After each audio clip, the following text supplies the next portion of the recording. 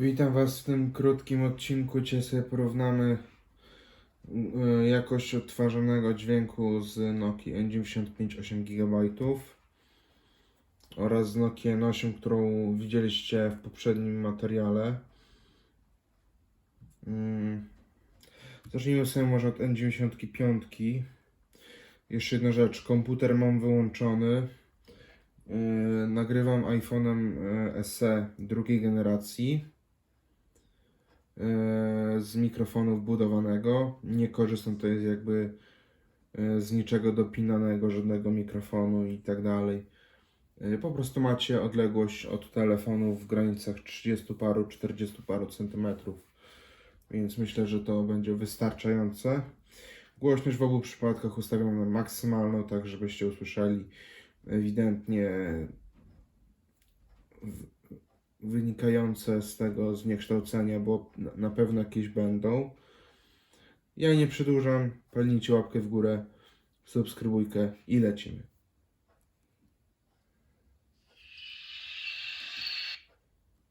Jeszcze może tak słowem wstępu będę testował na takiej piosence. Jedna piosenka wystarczająca w zupełności do większości moich testowanych urządzeń. Także co, nie przedłużam, lecimy.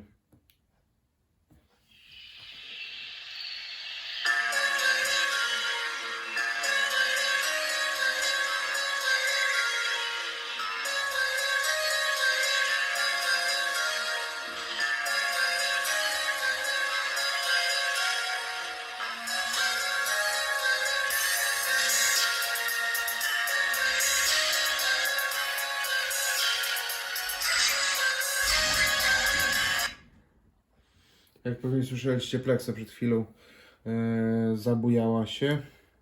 Dodam tylko, że w obu przypadkach mam tryb stereo oraz jak to się nazywa, loudness, czy jak to tam się zwie w tych Nokiach, są powłączane. Lecimy teraz z Nokią N8.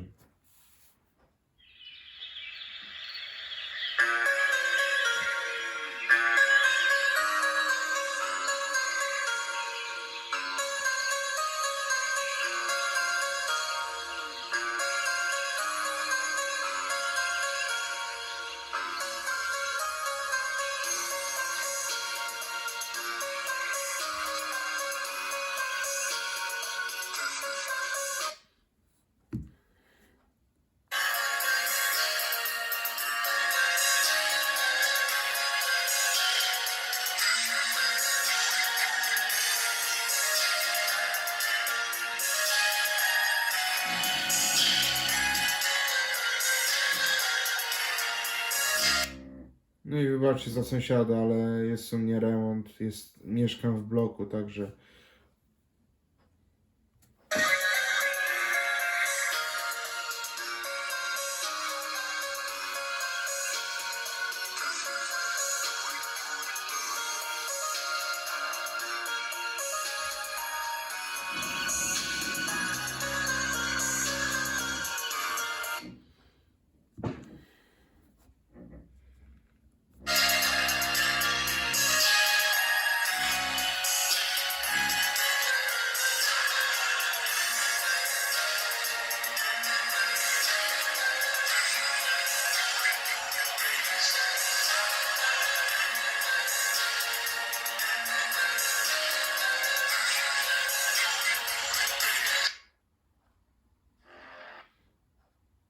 dobra, lecimy ostatnią próbę, że tak powiem.